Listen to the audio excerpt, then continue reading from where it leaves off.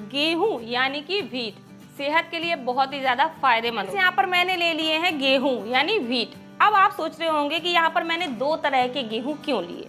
मैं यहाँ पर आपको कुछ चीजें क्लियर करने वाली हूँ।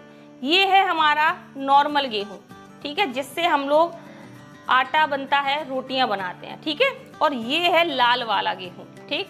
अगर आप लोग जानते हैं तो आपको लाल वाले गेहूं का इस्तेमाल करना है। जो लाल वाला गेहूं होता है ना, इससे दलिया बनता है, ठीक, और बहुत ही ज्यादा फायदेमंद होता है ये वाला गेहूं। अगर ये है तो कोशिश करिए ये ले लीजिए, इससे हड्डियां मजबूत रहती हैं, शरीर की कमजोरी दूर होती है और बहुत ही ज्यादा फायदेमंद है इन गेहूं का, ठीक है। अगर आपके यहाँ ये गेहूं नहीं मिलता है या आप नहीं जानते हैं, तब आप ये वाला गेहूं भी ले सकते हैं, क्योंकि ये गेहूं भी बहुत फायदेमंद होता है, ठीक है।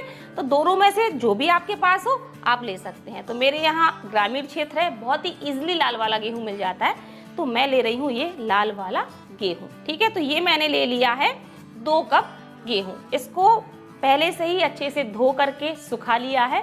तो ये काम आपको कर लेना है, चाहे आप ये लें या ये वाला लें, बढ़िया से धो करके सुखा लीजिए, तब आप इसका इस्तेमाल करिएगा, ठीक है, क्योंकि इसमें डस्ट वगैरह बहुत रहती है, तो इस वजह से।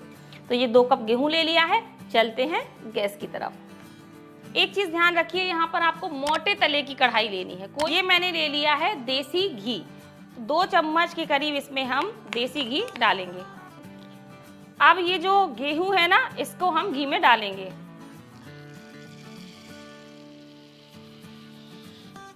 अब हमें इन गेहूं को बिल्कुल धीमी आंच पर बढ़िया से देसी घी में भूनना है।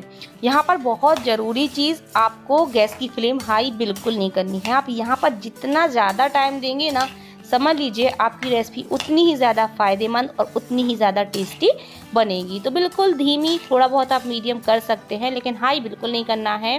तो इसको हमें कम से कम 7 से 8 मिनट तक इसी तरह से भूनना है। जैसे जैसे फ्रेंड्स आप इसको भूनते जाएंगे ना, आपको इसका कलर में थोड़ा सा चेंजिंग नज़र आएगी। वैसे तो ये लाल गेहूं है तो ज़्यादा आपको समझ में नहीं आएगा, बट आप धीमी आंच पे 7 से 8 मिनट के लिए भूंजिए, काफ़ी अच्छे से भुन जाएगा और धीरे धीरे से इससे भीनी भीनी सी खुशबू आने लगेगी। और जब ये भुन जाएंगे तो आपको एक चीज़ और देखने को मिलेगी कि जो गेहूं है चटर पटर करने लगेंगे, मतलब इसमें चटर पटर की आवाज़ आने लगेगी, फट फट होने लगते हैं। मैं आपको सुनवाती हूँ।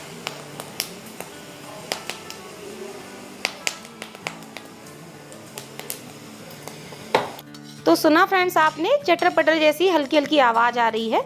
तो बस समझ लीजिए अब जो गेहूं है बहुत अच्छे से भुन चुका है, बिल्कुल अंदर तक परफेक्टली भुना है। तो इनको हम निकाल लेते हैं एक प्लेट में और इनको होने देते हैं ठंडा। ठंडा होने के बाद गेहूं बहुत ही क्रिस्पी हो जाएगा। वैसे तो गेहूं क्रिस्पी होता है, लेकिन बाहर से होता है, अंदर से सॉफ्ट होता है, लेकिन इस तरीके से पूरा अंदर तक क्रिस्पी हो जाता है। तो इसको हम छोड़ देते हैं ठंडा होने के लिए। 2 चम्मच घी, इसे भी मेल्ट होने देंगे। अब ये मैंने ले लिए हैं बादाम, साथ ही में हम डालेंगे काजू, और ये ले लिए हैं, इनका बिल्कुल भी कलर चेंज नहीं किया है, ठीक है। तो हम इनको निकाल लेते हैं।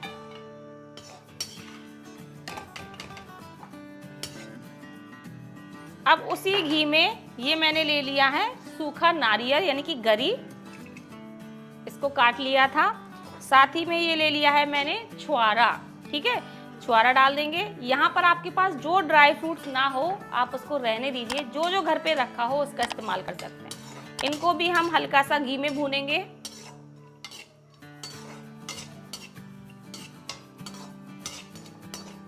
और इनको भी निकाल लेते हैं।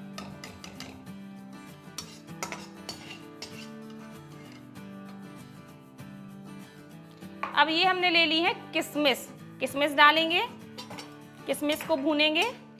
फ्रेंड्स अगर आपको मेरी आज की रेसिपी अच्छी लगे तो नीचे एक लाइक का बटन दिया गया है, उसे जरूर दबा दीजिएगा। इससे मुझे पता चल जाता है कि आपको मेरी रेसिपी कैसी लग रही है। किशमिश देखिए जैसे ही घी में भुनती हैं बिल्कुल गोल मटोल हो जाती हैं, देखिए कैसे फूल गई हैं, बिल्कुल गुब्बारे की तरह। अब गैस को कर देते हैं बंद। अभी कढ़ाई गर्म है, तो ये मैंने ले लिया है नारियल का बुरादा यानी कि डेसिकेटेड कोकोनट, इसको डालेंगे और आखिरी में हल्का सा इसको भूनेंगे ताकि जितना भी घी है कढ़ाई में वो सारा नारियल का बुरादा सोख कर लेगा। बस गैस को हमने बंद कर दिया है। इसको अब हम अलग एक कटोरी में निकालेंगे, इसको अलग निकालना है। गेहूं जो हैं ठंडे हो चुके हैं और ठंडे होने के बाद एकदम क्रिस्पी हो जाते हैं। अगर आप एक दो दाने, वैसे तो गेहूं क्रिस्पी होता ही है, लेकिन जब ये भुन जाता है ना तो एक अलग ही टाइप का क्रिस्पी हो जाता है, एकदम हल्का लाइट वेट हो जाता है और क्रिस्पी हो जाता है। जैसे 2-4 दाने मैं इसके खा के आपको दिखाती हूँ। एक सौंधा सौंधा लगेगा, कच्चा नहीं लगेगा और बहुत ही बढ़िया क्रिस्पी हो जाता है। ठीक है, तो ठंडा होने के बाद हम क्या करेंगे, मिक्सी का जार लेंगे और इसमें हम गेहूं को डालेंगे। अब हम इन गेहूं को अच्छे से पीस लेते हैं, क्रिस्पी होने की वजह से बहुत अच्छे से ये पिस जाएंगे। तो लीजिए फ्रेंड्स, हमने इसको पीस लिया है गेहूं को और आप देख सकते हो कितना बढ़िया ये पिस के तैयार हुआ है। देखिए कितना बारीक, जैसे बिल्कुल आटा होता है ना गेहूं का, बिल्कुल वैसे ही ये पिस के तैयार हुआ है। ये देखिए, अब हम इस गेहूं के आटा को निकाल लेते हैं एक परात में।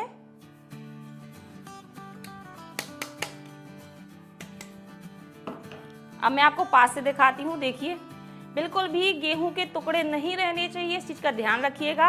अच्छे से पीसना है आपको, और अगर आपको लगता है कि एक आध कण रह गए हैं तो आप इसको छन्नी से छान भी सकते हैं, लेकिन होना चाहिए ये एकदम बारीक।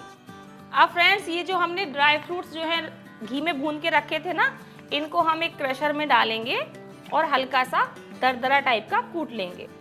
तो यहाँ पर फ्रेंड्स मैंने आपको शॉर्टकट बता दिया। आमतौर पर हम करते क्या है, ड्राई फ्रूट्स को पहले काटते हैं, फिर उनको घी में भूनते हैं, फिर इस्तेमाल करते हैं। तो ये शॉर्टकट है, आप सीधे सीधे ड्राई फ्रूट्स को साबुत डाल दीजिए, बाद में हल्का सा क्रशर में डाल करके क्रश कर लीजिए। मिक्सी में मत डालना वरना पाउडर बन जाएगा। क्रश करने से इसके छोटे छोटे से टुकड़े हो जाएंगे और आपका काफ़ी ज़्यादा समय बच जाएगा। हमें पहले से जो तैयारी करनी होती है ना, कटिंग फटिंग, ये सब नहीं करना पड़ेगा बिल्कुल भी। तो लीजिए फ्रेंड्स, हमने सभी ड्राई फ्रूट्स को क्रश कर लिया है। इस तरीके से क्रश करने से क्या होता है, जो गरी है ना वो तो क्रश नहीं होती है क्योंकि वो हार्ड होती है, लेकिन जो काजू बादाम है वो आसानी से क्रश हो जाते हैं। देखिए किस तरह से छोटे छोटे से के टुकड़े हो गए ना, बस ऐसे ही हमें करना था। तो इससे समय बच जाता है, हमें ड्राई फ्रूट्स को अलग से काटना नहीं पड़ता है। साबुत तल लीजिए और सीधे इस्तेमाल कर लीजिए। तो यहाँ पर फ्रेंड्स फटाफट से एक तैयारी और कर लेते हैं। ये मैंने लिया है हत्ता और इसमें हम डालेंगे 1.5 कप गुड़। आज की रेसिपी हम गुड़ से बनाएंगे, बहुत ही हेल्दी होता है। और कुछ भी आपको पसंद हो तो आप चीनी का यूज़ कर सकते हैं, चीनी के पाउडर का। तो इसमें क्या करेंगे, 3 छोटी चम्मच हम डाल देंगे पानी और गुड़ को हम अच्छे से मेल्ट कर लेंगे। अब चीनी का इस्तेमाल कैसे करना है वो मैं आगे वीडियो में आपको बता दूंगी। तो पहले तो हमें इस गुड़ को अच्छे से पिघलाना है, सिर्फ पिघलाना है, हमें पकाना नहीं है। गुड़ की चाशनी नहीं बनानी है, तार वार कुछ नहीं बनाना है। एक चीज़ याद रखिए, गुड़ अच्छे से पिघल जाए और पानी भी ज़्यादा नहीं डालना है, सिर्फ 3 छोटी चम्मच के करीब। तो गुड़ जो है फ्रेंड्स अच्छे से मेल्ट हो चुका है। गैस को बंद कर देते हैं और इसको हल्का सा ठंडा होने देते हैं।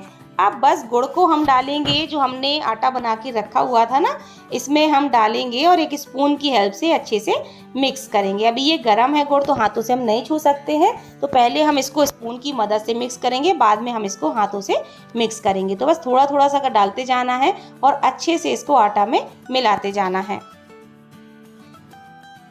अब अगर आपको चीनी का इस्तेमाल करना है तो इसी स्टेज पर आपको पिसी हुई चीनी इसमें मिलानी है, ठीक है। और फिर आपको गरम घी मिलाना होगा इसमें, लगभग 2-3 चम्मच के करीब। बट मैं इसमें घी बिल्कुल ऐड नहीं कर रही हूँ, क्योंकि यहाँ पर हमने जो गेहूं को तला था या भुना था वो देसी घी में ही भुना था, उसी टाइम पे हमने पूरे घी का इस्तेमाल कर लिया था। तो अब मैं यहाँ पर बिल्कुल भी घी नहीं डालूंगी। आप चाहे तो डाल भी सकते हैं, क्योंकि हम बनाने वाले हैं गेहूं के बहुत ही स्वादिष्ट से लड्डू।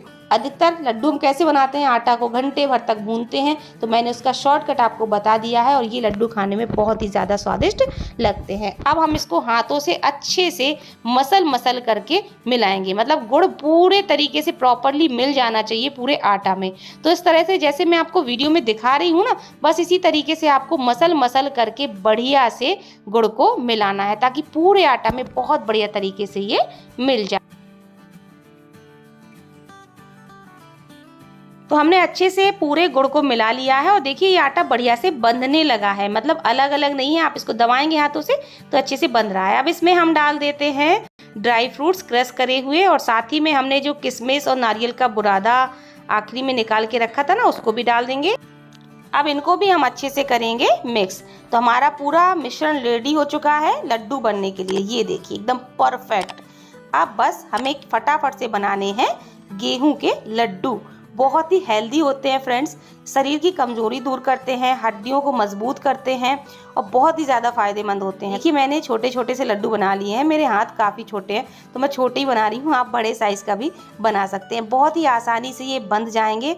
तो मैंने आपको बहुत ही शॉर्टकट तरीका बताया है गेहूं के लड्डू बनाने का। ना तो आपको इसमें घंटों आटा भूनने की ज़रूरत है, ना ही आपसे ये लड्डू बिगड़ेंगे। आमतौर पर नई जनरेशन को ये लड्डू बनाते नहीं बनते हैं, हमारी दादी नानियाँ ही ये लड्डू बना पाती थी, लेकिन मैंने आपको इतना ईजी तरीका बताया है कि आप झटपट से गेहूं के लड्डू बना करके तैयार कर सकते हैं। गेहूं के लड्डू बोलिए या गेहूं के आटा के लड्डू बोलिए, बहुत ही नए तरीके से हमने आसान तरीके से आपको बनाना बताया।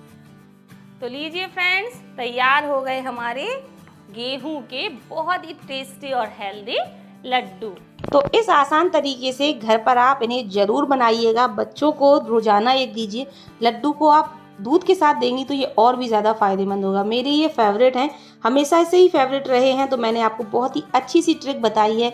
कम मेहनत में आपके झटपट से टेस्टी और हेल्दी लड्डू बन करके हो जाएंगे तैयार। चलिए अब मैं आपको ये लड्डू तोड़ करके दिखाती हूँ कि कितने ज़्यादा नरम नरम बने हैं, मुंह में डालते ही घुल जाएंगे। मतलब इतना नहीं है कि सख्त हो जाए या बहुत ही हार्ड हो जाए, बहुत ही परफेक्ट ये लड्डू बनके तैयार होता है।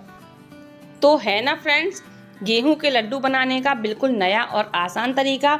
रेसिपी अच्छी लगी हो तो मेरे वीडियो को कर दीजिएगा लाइक और शेयर। अपने फ्रेंड्स में, रिश्तेदारों में, मम्मी को, सभी को शेयर करिए ताकि वो भी ये नई आसान सी रेसिपी सीख सके। तो आई होप आपको आज की गेहूं के आटा की या गेहूं के लड्डू की रेसिपी अच्छी लगी।